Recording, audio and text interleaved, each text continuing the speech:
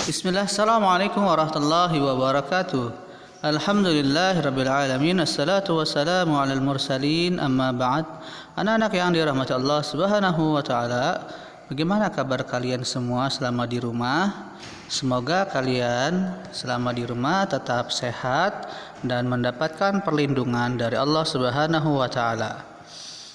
Anak-anak kelas 8 yang dirahmati Allah, Ustadz menghimbau untuk senantiasa kita sama-sama menjaga protokol kesehatan. Dan Ustadz berharap anak-anak di rumah masih memiliki semangat yang tinggi dalam belajar dan menuntut ilmu.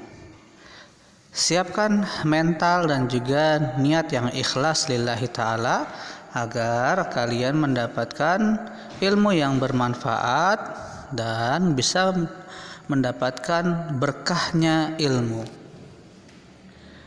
Alhamdulillah, kita hari ini sudah masuk bab yang kedua, ya. Pada bab yang pertama kita sudah belajar tentang gerak. Nah, selanjutnya pada bab kedua ini kita akan belajar tentang usaha dan pesawat sederhana. Nah, pada pertemuan pertama dari bab kedua ini kita akan mempelajari tentang usaha dan daya. Yang pertama kita akan memahami tentang apa itu usaha.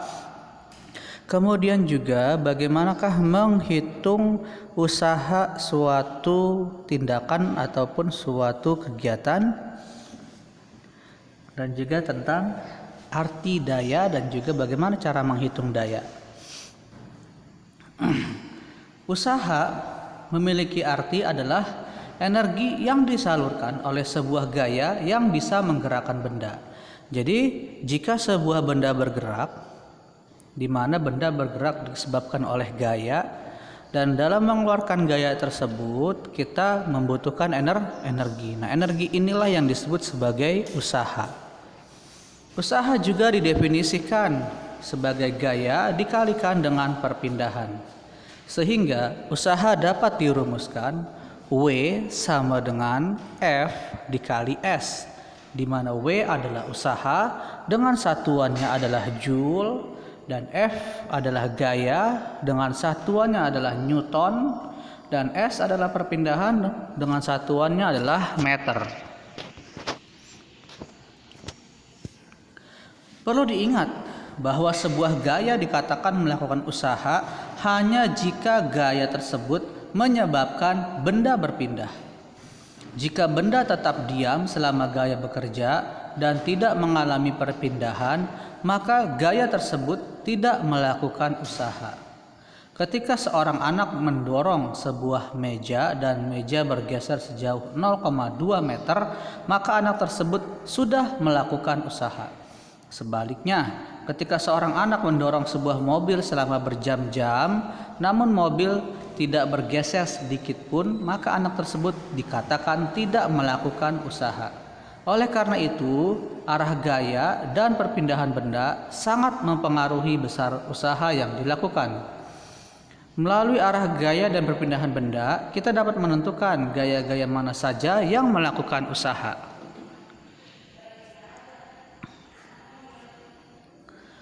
Macam-macam usaha. Usaha positif itu usaha yang bernilai positif. Usaha ini dihasilkan oleh gaya yang bekerja searah dengan arah perpindahan benda. Contoh, seorang anak yang mendorong meja ke arah kanan dan meja berpindah ke arah kanan.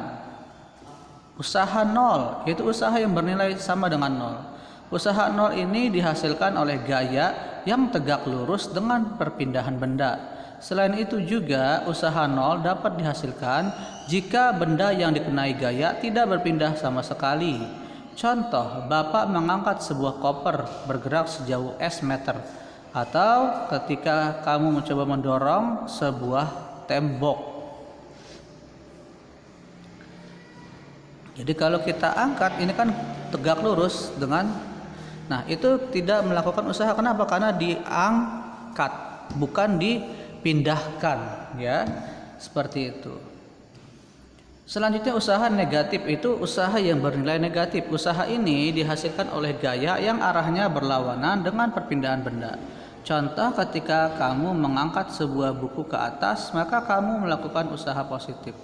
Namun sebaliknya, gaya gravitasi melakukan usaha negatif karena gaya gravitasi arahnya ke bawah, sedangkan perpindahan buku ke atas.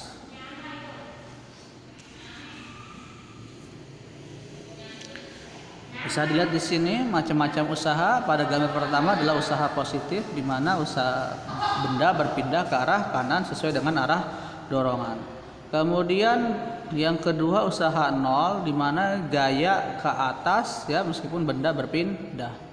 Kemudian usaha negatif ya, di mana diberikan gaya dan benda berpindah berlawanan arah.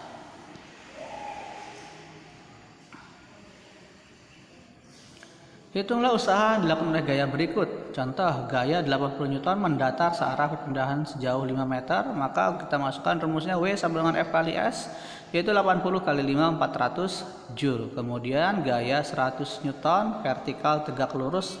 Nah, karena tegak lurus maka berarti gaya di sini dianggap 0 ya. Gaya di sini dianggap 0 dikali 0,6 maka sama dengan 0 Joule. Kemudian gaya 200 Newton mendatar berlawanan arah perpindahan, maka tinggal 200 dikali 1,5 300, tapi dia bernilai negatif ya, bernilai negatif karena berlawanan arah. Selanjutnya kita akan belajar tentang daya. Daya adalah kecepatan melakukan usaha. Dengan kata lain, berapa banyak energi yang disalurkan oleh suatu usaha per satuan waktu. Maka karena seperti itu definisinya, maka rumusnya berarti tinggal usaha dibagi waktu. Kenapa? Karena daya ada banyak energi yang disalurkan suatu usaha per satuan waktu. Usaha per satuan waktu berarti W dibagi T ya, usaha dibagi waktu. Sehingga di mana P adalah daya dengan satuan watt, W usaha dengan satuan joule, dan T adalah waktu dengan satuan second. Contoh soal di sini ya, di mana ada sebuah gaya ya dihasilkan sebesar 360 Newton, kemudian mengalami perpindahan sejauh 3 meter dalam waktu 90 detik. Maka karena di sini diketahuinya adalah gaya dan perpindahan, maka usaha di sini bentuknya W sama dengan F kali S ya, sehingga kita bisa masukkan rumusnya 360 kali 3 dibagi 90 yaitu 1080 dibagi 90 sama dengan 12 watt. Bisa kita lihat di sini ada ya keterangan di mana benda dengan gaya 360 Newton berpindah sejauh 3 meter dalam waktu 90 detik ya. Jadi seperti itu, maka tinggal cari usahanya dulu yaitu F kali S, setelah itu baru dibagi waktu. Mudah ya untuk usaha dan daya. Semoga kalian dimudahkan oleh Allah Subhanahu wa taala dalam memahami materi pagi hari ini ya. Semangat semuanya, tetap belajar dan terus belajar, jangan lupa kerjakan tugasnya. Jazakallahu khair. Subhanakallahumma bihamdika asyhadu an la ilaha illa anta astaghfiruka wa atubu ilaik. Assalamualaikum warahmatullahi